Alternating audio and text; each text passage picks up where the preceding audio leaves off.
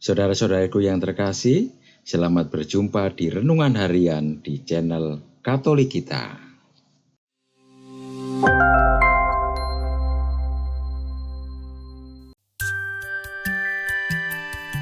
Hari ini, Rabu, 8 Mei 2024, Pekan ke-6 Paskah. Bacaan pertama. Bacaan diambil dari Kisah Para Rasul, bab 17, ayat 15, dilanjutkan ayat 22, sampai dengan bab 18, ayat 1. Pada waktu itu, terjadilah kerusuhan di kota Berea. Maka Paulus pergi dari sana. Orang-orang yang mengiringi Paulus menemaninya sampai di kota Athena, lalu kembali dengan pesan kepada Silas dan Timotius, supaya mereka selekas mungkin menyusul Paulus. Di Athena, Paulus pergi berdiri di atas Areopagus dan berkata, "Hai orang-orang Athena, aku lihat bahwa dalam segala hal kamu sangat beribadah kepada dewa-dewa. Sebab ketika aku berjalan-jalan di kotamu dan melihat-lihat barang pujaanmu, aku menjumpai juga sebuah mazbah dengan tulisan, kepada Allah yang tidak dikenal. Apa yang kamu sembah tanpa mengenalnya, itulah yang kuberitakan kepada kamu. Allah yang telah menjadikan bumi dan segala isinya, Ia yang adalah Tuhan atas langit dan bumi, tidak diam dalam kuil-kuil buatan tangan manusia. Ia juga tidak dilayani oleh tangan manusia, seolah-olah ia kekurangan apa-apa, karena Dialah yang memberikan hidup, napas, dan segala sesuatu kepada semua orang. Dari satu orang saja, Allah telah menjadikan semua bangsa dan umat manusia untuk mendiami seluruh muka bumi, dan Ia telah menentukan musim-musim bagi mereka, serta batas-batas kediaman mereka. Maksudnya supaya mereka mencari Dia, dan mudah-mudahan menjamah serta menemukan Dia, walaupun Ia tidak jauh dari kita masing-masing. Sebab di dalam Dia kita hidup, kita bergerak, kita ada, seperti yang telah dikatakan juga oleh pujangga-pujanggamu. Sebab kita ini dari keturunan Allah juga. Karena kita berasal dari keturunan Allah, kita tidak boleh berpikir bahwa keadaan ilahi sama seperti emas atau perak atau batu, ciptaan kesenian dan keahlian manusia. Dengan tidak memandang lagi zaman kebodohan, maka sekarang Allah memberikan kepada manusia bahwa di mana-mana semua orang harus bertobat. Karena Allah telah menetapkan suatu hari, pada waktu mana Ia dengan adil akan menghakimi dunia dengan perantaraan seorang yang telah ditentukannya, sesudah Ia memberikan kepada semua orang suatu bukti tentang hal itu dengan membangkitkan orang itu dari antara orang mati. Ketika mereka mendengar tentang kebangkitan orang mati, maka ada yang mengejek, dan yang lain berkata, "Lain kali saja kami mendengar engkau berbicara tentang hal itu." Lalu Paulus pergi meninggalkan mereka. Tetapi beberapa orang laki-laki menggabungkan diri dengan Paulus dan menjadi percaya.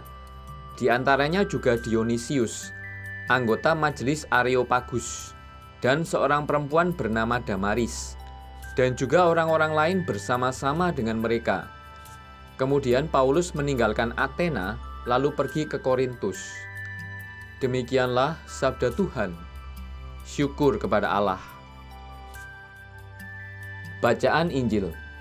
Bacaan diambil dari Injil Suci menurut Yohanes, bab 16, ayat 12 sampai dengan 15. Dalam amanat perpisahannya, Yesus berkata kepada murid-muridnya, "Masih banyak hal yang harus kukatakan kepadamu, tetapi sekarang kamu belum dapat menanggungnya. Tetapi apabila Ia datang, yaitu Roh kebenaran, Ia akan memimpin kamu ke dalam seluruh kebenaran. Ia tidak akan berkata-kata dari dirinya sendiri, tetapi segala sesuatu yang didengarnya, itulah yang akan dikatakannya. Dan Ia akan memberitakan kepadamu hal-hal yang akan datang. Ia akan memuliakan Aku, sebab Ia akan memberitakan kepadamu apa yang Dia terima daripadaku. Segala sesuatu yang Bapa punya adalah kepunyaanku. Sebab itu aku berkata, Ia akan memberitakan kepadamu apa yang Dia terima daripadaku. Demikianlah sabda Tuhan. Terpujilah Kristus. Memahami seluruh kebenaran. Kepada para rasul yang tidak dapat menanggung penderitaan guru mereka, Roh Kudus akan memberikan pemahaman yang baru tentang kebenaran dan keindahan kejadian yang menyelamatkan itu. Pada awalnya, mereka dilumpuhkan oleh rasa takut, mengunci diri dalam ruang atas untuk menghindari penderitaan seperti yang dialami Yesus. Namun kini mereka tidak lagi merasa malu menjadi murid-murid Kristus. Mereka tidak lagi gemetar di hadapan pengadilan manusia. Dipenuhi dengan Roh Kudus, mereka kini memahami seluruh kebenaran bahwa kematian Yesus bukanlah suatu kekalahan. Sebaliknya, adalah pernyataan tertinggi dari kasih Allah, kasih yang dalam kebangkitan mengalahkan maut dan meninggikan Yesus sebagai seorang yang hidup, Tuhan dan penebus umat manusia dari sejarah dan dari dunia. Kebenaran ini yang tentangnya para rasul adalah saksi, menjadi kabar gembira yang harus diwartakan kepada semua orang. Oleh Paus Fransiskus, Minggu Pentakosta 2015. Carilah kebenaran. Bacaan Injil yang diperdengarkan kepada kita hari ini mengisahkan Yesus yang memberikan jaminan kepada para murid akan hadirnya roh kebenaran. Roh kebenaran itu akan membimbing para murid sampai pada kebenaran sejati. Kata Yesus, "Tetapi apabila Ia datang, yaitu roh kebenaran, Ia akan memimpin kamu ke dalam seluruh kebenaran."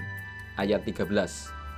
Jaminan yang Yesus berikan kepada para murid mengungkapkan suatu realitas aktual, yakni relasi Allah Tritunggal. Karena segala sesuatu yang dimiliki Bapa itulah yang dimiliki Yesus. Dan roh kebenaran akan memberitakan kepada para murid apa yang diterimanya dari Bapa dan Putra. Para murid berani mewartakan kerajaan Allah karena mereka percaya kepada Yesus bahwa Roh Kudus akan selalu menuntun mereka pada jalan yang benar. Jaminan yang diberikan kepada para murid menjadi landasan bangkitnya para murid dari kesedihan dan ketakutan yang mereka alami. Bagi kita umat beriman, melalui pembaptisan, kita telah menerima anugerah Roh Kudus. Roh Kudus yang tinggal dalam diri kita merupakan anugerah istimewa yang diberikan Kristus kepada kita. Setiap orang yang dipimpin oleh Roh Kudus akan sanggup untuk hidup sesuai dengan kebenaran Kristus, walaupun tantangan, pergumulan, dan penderitaan datang silih berganti. Roh Kudus akan mengubah tantangan dan penderitaan itu menjadi sukacita dan kedamaian. Ia akan selalu menarik hati kita untuk terus mencari Tuhan dalam kasih dan setiap karya pelayanan kita kepada sesama. Karena kita adalah saksi-saksi kebenaran Allah, maka tidak ada alasan bagi kita untuk tidak hidup dalam kebenaran. Sebagai orang-orang yang mengimani Kristus, kita diajak untuk menyadari bahwa dalam diri kita bersemayam roh kebenaran. Namun kita seringkali mengabaikannya dan membiarkan diri berjalan sendiri tanpa melibatkan roh kebenaran. Oleh karena itu, kita hendaknya berani untuk membuka diri bagi roh kebenaran dan berani menjadi saksi Kristus di tengah dunia. Tulisan oleh Frater Arnoldus Reban Ocarm. Marilah kita berdoa. Selamat pagi, Allah Bapa, Allah Putra, dan Allah Roh Kudus. Syukur dan terima kasih untuk segala rahmat yang senantiasa Kau limpahkan kepadaku. Semoga aku selalu bersuka cita dan memberi kesaksian hidup melalui perhatian, sapaan, dan keramahan kepada setiap orang yang aku jumpai. Semoga kehadiranku menjadi berkat bagi sesama. Amin. Saudara-saudari yang terkasih, Terima kasih atas kebersamaannya dalam renungan harian ini. Kita jumpa lagi di renungan harian berikutnya. Berkah dalam.